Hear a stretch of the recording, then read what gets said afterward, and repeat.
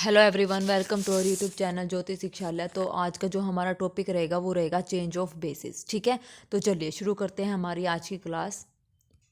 तो देखिए, change of basis हमारे पास क्या होता है। Let V be a finite dimensional vector space, जहाँ पर डायमेंशन जो है हमारी एन है over a field F, and let B is a given basis of B. B हमारे पास क्या है, वी का कोई बेसिस है जो हमें दिया हुआ है। Then we can represent any vector V belongs to V by a coordinate basis with respect to this. ठीक है, तो उसको हम कैसे रिप्रेजेंट कर सकते हैं, इस टाइप से हम उसको यहाँ पर जो है रिप्रेजेंट कर सकते हैं। ठीक है, ये यहाँ पर क्या है, वेक्टर वी को हमने with respect to linear combination लिखा है बी, जो बेसिस के वेक्टर्स हैं उनके। ठीक है, अब देखें यहाँ पर क्या कहता है, now if we change basis B to B dash.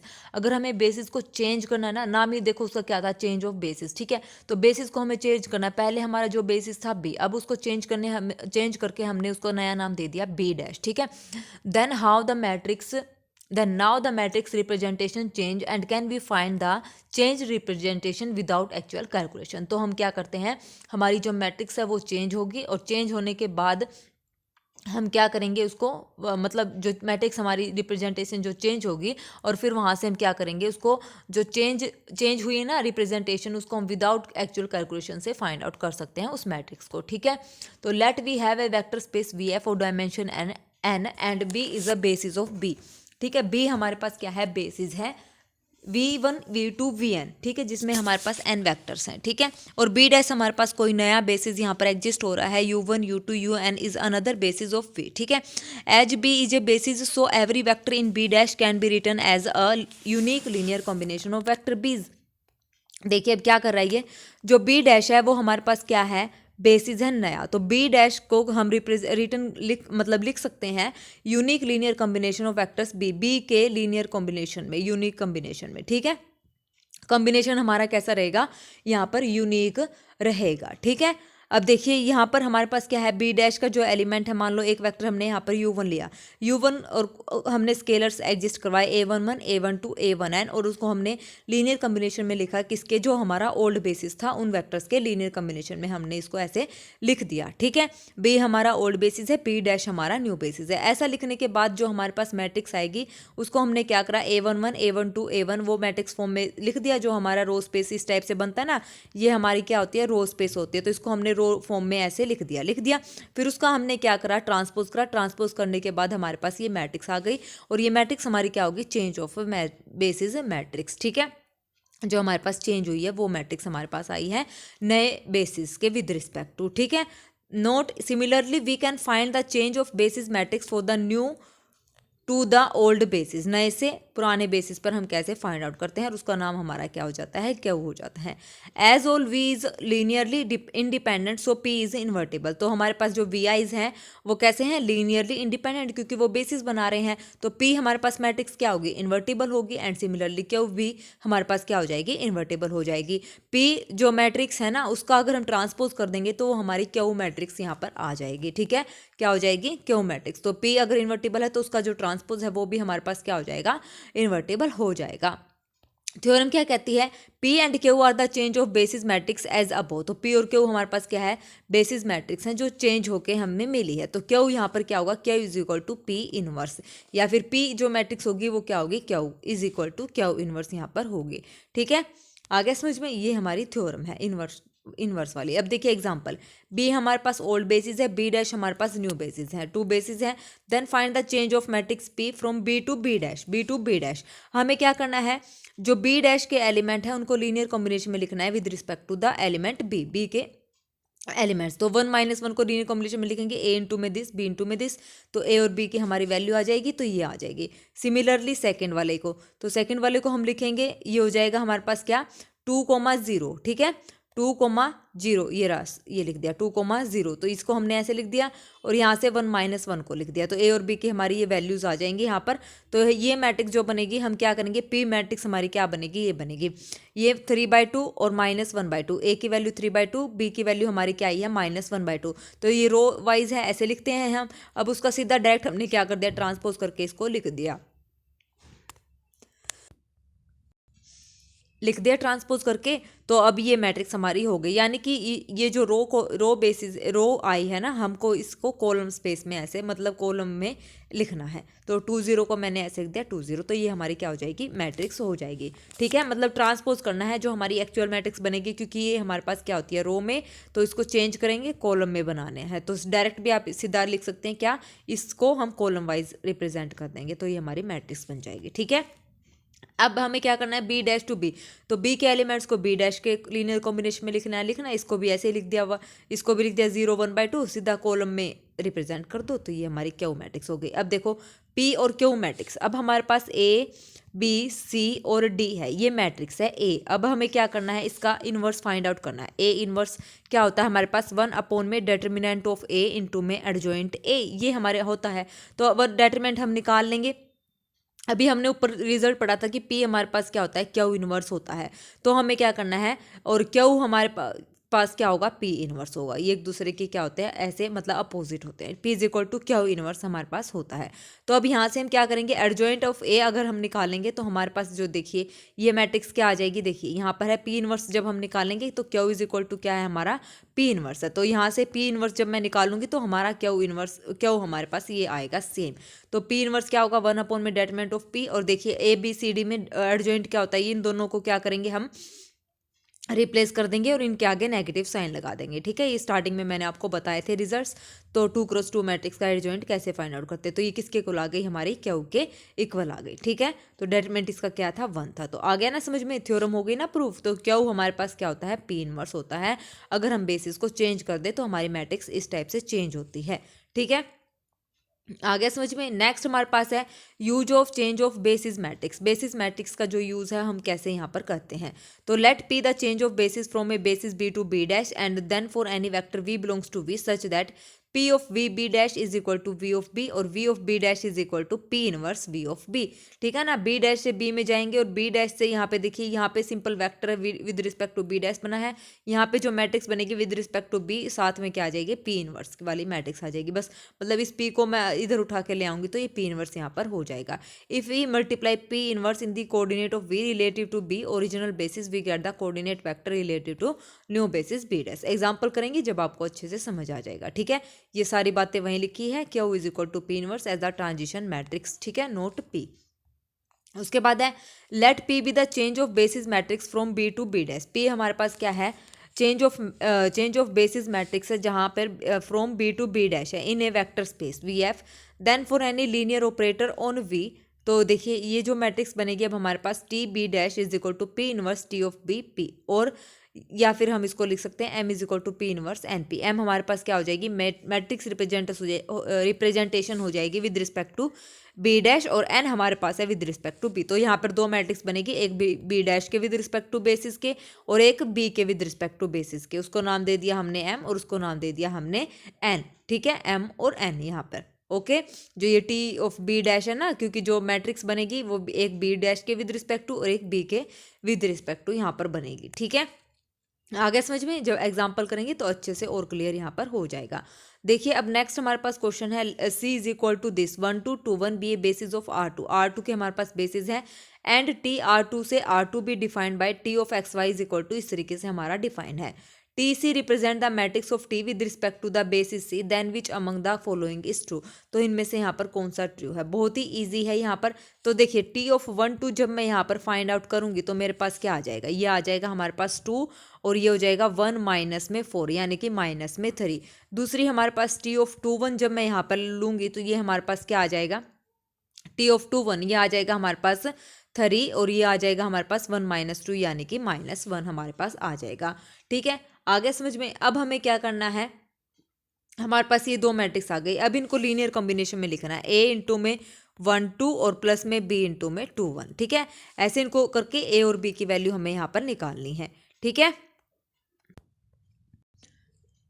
देखो शायद मैंने यहाँ पर ये गलत कर दिया। देखो टी ऑफ 1 2 पुट करना ना, तो ये एक्स है और ये वाई है, तो क्या मैट्रिक्स आएगी हमारे पास, ये मैट्रिक्स बनेगी टी ऑफ 1 2 जब मैं पुट करूँगी तो टी ऑफ 1 2 मेरे पास आएगा 3 2 और 1 3 और ये हो जाएगा 1 माइनस 4 यानी कि माइनस का 3।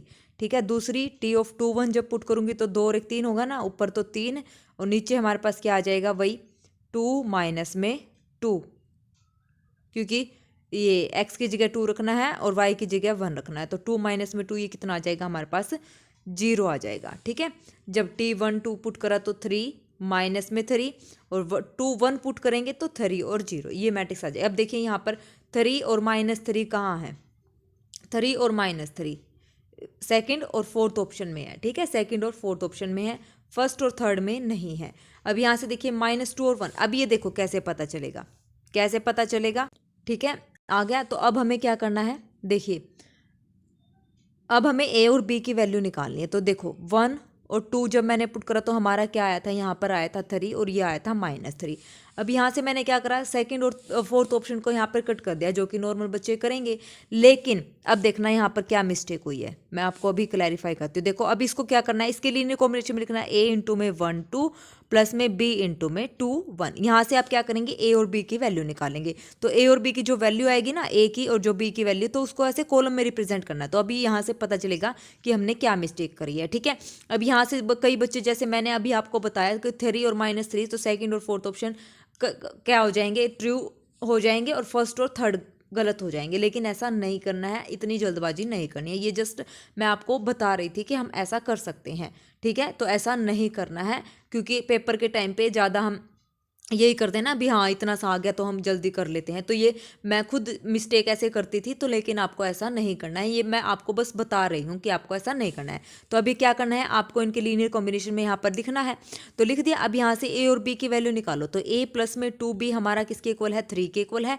और यहाँ से हमारे पास 2a प्लस में b किसके इक्वल हो जाएगा, -3 के इक्वल हो जाएगा। अब यहाँ से मैं इसकी मल्टीप्लाई 2 के साथ कर दूँ तो यहाँ से ऊपर आ जाएगा मेरे पास 2a प्लस में 4b इज इक्वल टू 6। और यहाँ से हमारे पास आ जाएगा क्या, 2a प्लस में b इज इक्वल टू में -3। तो ये करेंगे तो ये हो जाएगा हमारे पास 3b इज इक्वल टू 6 और 3 9, b की वैल्यू हमारी आ जाएगी 3। b की वैल्यू क्या आ जाएगी, 3। अब देखिए सेकंड और फोर्थ तो यहाँ पे रॉन्ग हो गए, b की वैल्यू हमारी क्या आई है, 3 आई है। तो सिमिलरली a की वैल्यू क्या आ जाएगी, -3। तो ये हो जाएगा -3 और 3, -3 और 3 ऐसे लिखा जाएगा। तो अब यहाँ से देखिए सेकंड हमारा गलत है, हमें डायरेक्ट ऐसे नहीं पहुँचना है, सेकंड हमारा गलत हो गया। अब बचा फर्स्ट और थर्ड। अब दोबारा निकालो फर्स्ट और थर्ड में। देखो अब यहाँ पे हमने क्या पुट करा, t ऑफ 2 1 जब मैंने पुट करा तो t ऑफ 2 1 पुट करने पर हमारे पास कितना आया, 2 और 1 3, और नीचे हमारे पास आया 2 माइनस में 2 कितना आया, 0। तो अब इसको लिखना है a इंटू में 1 2 प्लस में b इंटू में 2 1। यहाँ से फिर निकालो तो ये हमारे पास हो जाएगा a प्लस में 2b इज इक्वल टू 3, और ये हो जाएगा हमारे पास 2a प्लस में b इज इक्वल टू 0। तो यहाँ से 2a की वैल्यू आ गई माइनस का b, तो ऊपर पुट कर दो। तो b की वैल्यू आप पुट कर दो 2a, तो ये हो जाएगा a प्लस में 2, b की वैल्यू हमारे पास आई है माइनस का 2a इज इक्वल टू हमारे पास क्या है, 3 है। ठीक है, ये है ना, यहाँ ऊपर इस इक्वेशन में हमने पुट करा है b की वैल्यू माइनस का 2a। ठीक है, तो ये हो जाएगा a प्लस माइनस में 2 2 जा 4a इज इक्वल टू में 3, तो ये हो जाएगा माइनस का 3a इज इक्वल टू में 3, a की वैल्यू आ जाएगी माइनस का 1। अब a की वैल्यू -1 यहाँ पे देखो कहाँ है, तो थर्ड ऑप्शन में है, तो इसका मतलब थर्ड ऑप्शन हमारा करेक्ट हो जाएगा, -1। b हमारा क्या आएगा, 2 आएगा। ओके, आगे समझ में। तो थर्ड ऑप्शन हमारा यहाँ पर क्या है, करेक्ट है। तो इतनी जल्दबाजी आप लोगों ने नहीं करनी है कि हमने आंसर मतलब ये वैल्यूज पुट करी और यहाँ से हमने देखा 3 -3 आ रहा है तो कर लेंगे। तो फिर दूसरा कैसे निकालोगे, दूसरा तो हमारा ये नहीं आया था। ठीक है, तो ऐसी मिस्टेक जैसे मैं मतलब मेरे टाइम पे मैंने एग्जाम में की हुई है, तो ये मैं आपको करके दिखा रही कि इतनी जल्दबाजी आपने नहीं करनी है, इनको बेसिस में लीनियर कॉम्बिनेशन में आपने लिख के दिखाना है। ठीक है, तो थर्ड ऑप्शन यहाँ पर हमारा क्या रहेगा, करेक्ट रहेगा। ठीक है, आई होप आप समझ गए होंगे। चलिए नेक्स्ट हमारे पास क्या है, eigen values and eigen vectors, most important topic. यहाँ से हर बार क्वेश्चन मतलब आता ही है।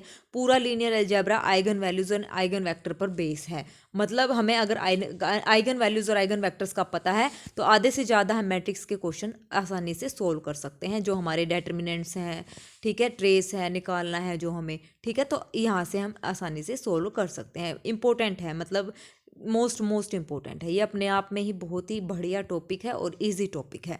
ठीक है, ओके, चलिए फिर देखते हैं, थोड़ा बहुत आज कर लेते हैं, बाकी कल कर लेंगे, लंबा टॉपिक है। देखिए eigen values and eigen vector हमारे पास क्या होते हैं, let A be a square matrix over the field F, then scalar lambda is called an eigen values of A if there exist a vector V not equal to 0 called eigen vector of if this A V is equal to lambda V. A हमारे पास क्या है, square matrix है, याद रखना matrix कैसी है हमारे पास, स्क्वायर मैट्रिक्स है। देन स्केलर लैम्डा, कोई हमारे पास क्या है, स्केलर लैम्डा है, उसको हम आइगन वैल्यू कब बोलेंगे, सॉरी स्केलर लैम्डा है और ये लैम्डा हमारी क्या है, आइगन वैल्यूज है किसकी, ए मैट्रिक्स की। ठीक है, कोई भी हमारे पास मैट्रिक्स है, ए स्क्वायर मैट्रिक्स है, कोई हमारा स्केलर है लैम्डा जो इस मैट्रिक्स की क्या है, हमारी आइगन वैल्यू है। और उसके बाद अगर हमारे पास कोई वी वेक्टर एग्जिस्ट कर रहा है जो कि नॉन जीरो है, उसकी मल्टीप्लाई मैं उस मैट्रिक्स के साथ कर दूँ आइगन वैल्यू के साथ, और इक्वल टू में लैम्डा वी कर दूँ, मतलब उस वेक्टर की मल्टीप्लाई भी आइगन वैल्यू के साथ और मैट्रिक्स गिवन मैट्रिक्स की मल्टीप्लाई भी आइगन वैल्यू के साथ कर दूँ, तो वो दोनों क्या होती हैं, बराबर होती हैं। ठीक है, पता चल गया। आइगन वैल्यूज तो हमारी होती है मैट्रिक्स की, और आइगन वेक्टर हमारा कोई भी हम एक वेक्टर एग्जिस्ट करवाते हैं जो नॉन जीरो होता है और उसकी मल्टीप्लाई किसके साथ करते हैं, आइगन वैल्यू के साथ करते हैं। ठीक है, एग्जांपल देखिए, एग्जांपल से अच्छे से समझ आएगा। Let the matrix A and V, ये वी हमारी क्या है, यहाँ पर आइगन वेक्टर है जो कि नॉट इक्वल टू जीरो है। अब ए वी की मल्टीप्लाई करूंगी, ए वी की जब मैं मल्टीप्लाई करूंगी तो ए वी हमारे पास ये आ जाएगी, ए वी हमारे पास ये आ जाएगी, और यहाँ से मैं वन कॉमन ले लूँ तो वन इंटू में दिस ही रहेगा, वन इंटू वन वन ही होता है, और ये किसके इक्वल है, वी के इक्वल। तो यहाँ से कि ए वी हमारे पास किसके इक्वल हो गया, वन वी। तो यहाँ से हमारा कंपेरिजन क्या रहेगा, लैम्डा वी। तो यानी कि इस मैट्रिक्स की जो आइगन वैल्यू है वो क्या है, हमारे पास लैम्डा है। ठीक है, तो one is an eigen value, और लैम्डा यहाँ पर कितना है, वन है, तो one is an eigen value of A. तो इस की आइगन वैल्यू हमारे पास क्या है, ए, एंड वी को हम ऐसे लिखेंगे, कॉलम में रिप्रेजेंट है तो ये यहाँ पे इसका ट्रांसपोज कर देंगे तो ये रो में ऐसे रिप्रेजेंट हो जाएगा। This is an eigen value, eigen vector corresponding to the eigen value. ठीक है, आइगन वेक्टर हमेशा आइगन वैल्यू के कोरस्पोंडिंग ही हमारा निकलता है। ठीक है, आ गया समझ में। चलिए नेक्स्ट हमारे पास क्या है, geometrical meaning of eigen values and eigen vector का ज्योमेट्रिक मीनिंग दे रखा है, समझ लेना आप इसको। ठीक है, बस यहाँ पर लिखा हुआ है कि कैसे कैसे हमने यहाँ पर स्केच ड्रॉ किया है। ठीक है, करेक्टरिस्टिक इक्वेशन मोस्ट इंपॉर्टेंट है, क्या होती है, A be N cross N matrix and lambda is a non zero eigen value and X is an eigen vector, non zero eigen vector है। तो A X is equal to lambda X, definition. तो यहाँ से इसको इधर लेके आएंगे minus x, तो यहाँ से ए माइनस में लैम्डा इंटू में आई भी कर सकते हैं, आइडेंटिटी बाहर क्या आ जाएगा, X is equal to zero. तो ये हमारे पास क्या हो जाएगी, करेक्टरिस्टिक इक्वेशन यहाँ पर हो जाएगी। ठीक है, करेक्टरिस्टिक इक्वेशन हो जाएगी, और एक्स क्या है, not equal to zero, this implies mod of A minus में lambda is equal to zero. The negative of this is, इसका जो नेगेटिव रहेगा वो हमारे पास क्या रहेगा, लैम्डा आई माइनस में A, and its determinant is represented by, इस तरीके से इसका डेटरमिनेंट इंपॉर्टेंट है। ठीक है, क्या रहेगा डेटरमिनेंट, माइनस वन की पावर एन ए माइनस में लैम्डा आई उसका मोड। ठीक है, ये हमारे पास क्या रहेगा, इसका डेटरमिनेंट की वैल्यू रहेगी। Is called characteristic polynomial of A, and determinant अगर lambda is equal to zero है तो यहाँ से ए इक्वल टू जीरो, तो determinant of A minus lambda is equal to zero, this is called characteristic equation of A. तो ये हमारी क्या बन जाएगी, करेक्टरिस्टिक। बस आपने ये ध्यान रखना है कि mode determinant of A minus में लैम्डा इक्वल टू जीरो, ये मोड मोड बार बार में बोली तो ये मोड आप समझ जाना, ये डेटरमिनेंट को शो कर रहा है, determinant of A minus lambda equal to zero. ठीक है, तो वो हमारी क्या आ जाएगी, करेक्टरिस्टिक इक्वेशन आ जाएगी। डेटरमिनेंट है ये यहाँ पर, ठीक है ना। और डेटरमिनेंट कैसे निकालते हैं, ये हमारा हो जाएगा माइनस वन की power n determinant of A minus में lambda I.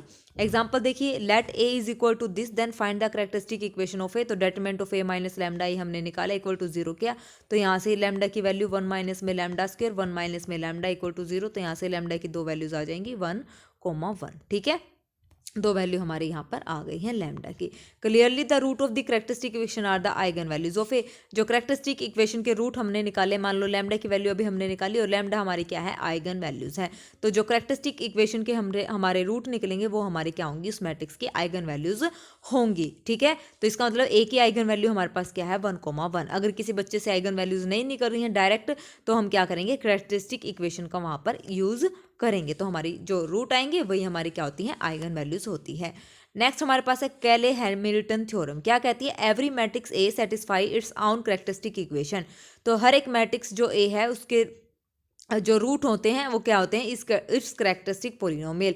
Every matrix A is a root of its characteristic polynomial. Characteristic polynomial के जो रूट्स होंगे वो मैट्रिक्स ए मतलब जो है उसको सेटिस्फाई करेगी। ठीक है, तो देखिए example, let A is an previous example one. तो ए हमारे पास प्रीवियस एग्जांपल ले लेते हैं, उसमें हमारे पास डेटरमिनेंट ऑफ लैम्डा कितना आया था, वन माइनस में लैम्डा का whole square equal to zero आया था। यहाँ से इसको हमने इक्वेशन की फॉर्म में लिख दिया। अब ये ए मैट्रिक्स को सेटिस्फाई करेगा, तो यहाँ पे हमने क्या कर दिया, ए यहाँ पर सेटिस्फाई करवा दिया। सेटिस्फाई करवाने के बाद जब हमने इस इक्वेशन को सोल्व करा ना, तो वो किसके इक्वल आ गई, जीरो के इक्वल आ गई। तो दैट मीन्स ये जो करेक्टरिस्टिक पोलिनोमियल की जो हमारे रूट्स की जो इक्वेशन बनी है उसने ए मैट्रिक्स को क्या कर दिया, सेटिस्फाई कर दिया। लैम्डा की जगह अगर हम उस मैट्रिक्स को रखेंगे तो हमारे पास वो इक्वल टू जीरो ही बनेगी। ठीक है, आ गया समझ में? तो ऐसे हम इसको कैले हैमिल्टन थ्योरम का यूज करते हैं। नेक्स्ट हमारे पास है eigen space, the collection of all vectors V for an eigen value lambda of A matrix A N cross N is called the eigen space denoted by E lambda. ठीक है, A V is equal to क्या बोला है, collection of all vectors, जो हमारे पास eigen values के corresponding, eigen values के जो कोरस्पोंडिंग हमारे पास क्या आएंगे, आइगन वेक्टर्स जो आएंगे, उन सब का कलेक्शंस जो होगा वो हमारा क्या बन जाएगा, आइगन स्पेस बन जाएगा।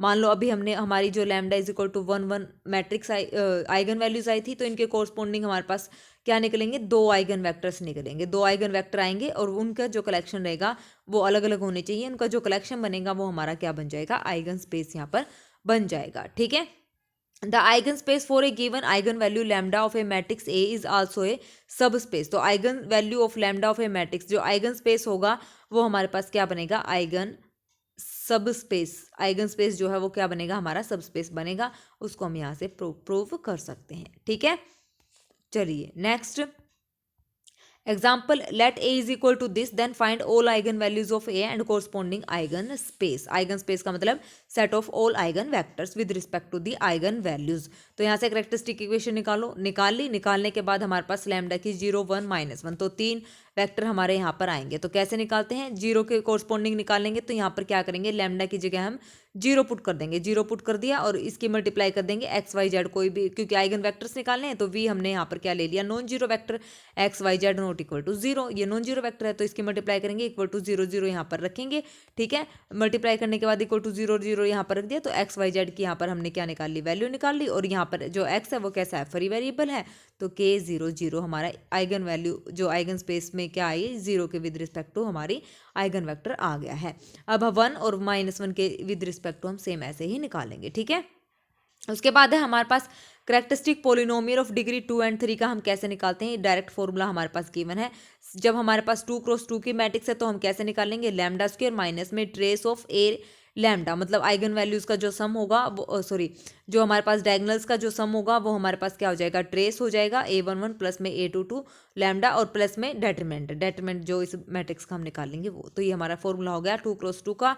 अब 3 क्रॉस 3 मैट्रिक्स का क्या होगा, लेट ए हमारे पास ये है, 3 क्रॉस 3 में लैम्डा क्यूब माइनस में ट्रेस ऑफ ए, ठीक है, आइगन वैल्यूज का सम इंटू में लैम्डा स्क्वायर प्लस में A11 A22 A33, ये हमारे पास क्या है, यहाँ पर को फैक्टर है, किसके कोरस्पोंडिंग, डायगोनल्स के कोरस्पोंडिंग, मतलब यहाँ से हम क्या निकालेंगे, A11 के को फैक्टर निकालेंगे, यहाँ से इसको माइनस, इनका डेटरमिनेंट मतलब हटाएंगे और इनका क्या कर देंगे, डेटरमिनेंट यहाँ पर निकाल देंगे। को फैक्टर आपको आते हैं, कैसे निकालते हैं, को फैक्टर निकालेंगे और -1 की पावर करेंगे, क्योंकि 1 प्लस में 1 कर रहे हैं तो 2 हो जाएगा, 2 इंटू में A22 मतलब प्लस A22 A33 माइनस में ऐसे मतलब डेटरमिनेंट निकालें। को फैक्टर आपको आते हैं तो इन तीनों के कोरस्पोंडिंग हम यहाँ पर निकाल लेंगे और उनको ऐड कर देंगे और लैम्डा से मल्टीप्लाई, और माइनस में हमारे पास क्या करेंगे, फिर डेटरमिनेंट यहाँ पर निकाल देंगे 3 क्रॉस 3 मैट्रिक्स का। तो ये हमारा क्या हो जाएगा, एक फॉर्मूला यहाँ पर तैयार हो जाएगा करेक्टरिस्टिक पोलिनोमियल फाइंड आउट करने का। ठीक है, आ गया समझ में। चलिए नेक्स्ट एग्जाम्पल से देखिए, find characteristic polynomial, trace of A क्या आ जाएगा, 5 और 2 7 और 1 8 आ गया। इनके कोरस्पोंडिंग हमने क्या निकाला है, यहाँ पर आइगन को फैक्टर निकाला, A11 देखो ये सारे प्लस ही होंगे तो माइनस में लगाने की जरूरत नहीं है, सीधा डेटरमिनेंट निकालो। देखो मैं निकालती हूँ, यहाँ से इसको माइनस करा, इसको करा, 5 दूनी 10 और ये हो जाएगा प्लस का 1 11 आ गया, बिल्कुल ठीक बात है। अब A22 के कोरस्पोंडिंग निकालो, इसको माइनस करो, इसको करो, तो ये हो जाएगा 5, बिल्कुल ठीक आया है। अब A33 का निकालो, यहाँ से इसको हटाओ, इसको हटाओ, तो 2 आ जाएगा, तो ये आ गया हमारे पास 18, डेटरमिनेंट हमने निकाल लिया 13, फॉर्मूले में पुट कर दो, तो ये हमारी क्या आ जाएगी, करेक्टरिस्टिक पोलिनोमियल आ जाएगी। तो हमें ये निकालने की बजाय कि हम पहले 1 माइनस लैम्डा करें, फिर 2 माइनस लैम्डा करें, फिर 5 माइनस लैम्डा करें, फिर उसका क्या करें, डेटरमिनेंट निकाले, तो वो ज़्यादा लंबा प्रोसीजर हो जाएगा। तो सीधा डायरेक्ट हम फॉर्मूले से यहाँ पर कर सकते हैं। ठीक है, नेक्स्ट हमारे पास है characteristic polynomial of A higher order. Higher order का कैसे निकालते हैं, देखिए n क्रॉस n की मैट्रिक्स है, तो S के हमारे पास sum of all principal minors of order k, all principal minors of order k का हमें क्या करना है, यहाँ पर सम करना है। ठीक है, प्रिंसिपल माइनर्स हमें मैंने अभी आपको बताए थे, ऊपर बताए थे ना, देखो ये आया था यहाँ पर, called principal minor of order 2, इसको हम बोलते हैं प्रिंसिपल माइनर्स 2 ऑर्डर के, A11 A22 A33 2 ऑर्डर के कैसे हैं, जब मैं A11 के निकालूंगी तो कितने ऑर्डर के आएंगे, प्रिंसिपल माइनर ही तो है, कोफैक्टर में तो -1 की पावर I प्लस J होता है, और क्योंकि डायगनली हम बात करें तो ये पॉजिटिव हो रहे हैं ना, पॉजिटिव हो रहे तो ये खत्म हो गया, तो माइनर ही निकले ना, तो ये क्या हो जाएंगे, called principal minor of order 2। Correct. चलिए फिर आया समझ में, तो ये हो गया हमारे पास।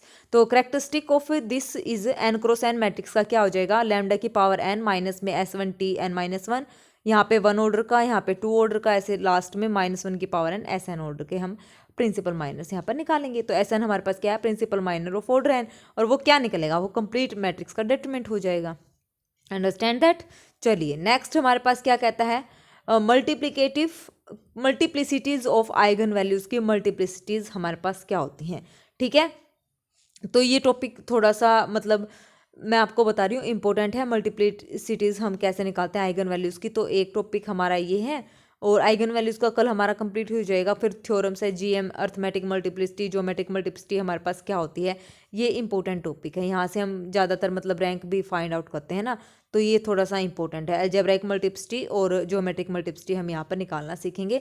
तो मुझे लग रहा है मैं ये कल ही आपको यहाँ पर करवाऊँ। बाकी आप लोग अपनी तैयारी अच्छे से कीजिएगा, 28 फरवरी को जो है आपका एग्ज़ाम है। ठीक है, तो ये यहाँ पे फिर कुछ एक बुक में से जो है रिजल्ट जो इंपॉर्टेंट है वो यहाँ पर ऐड ऑन किए गए हैं।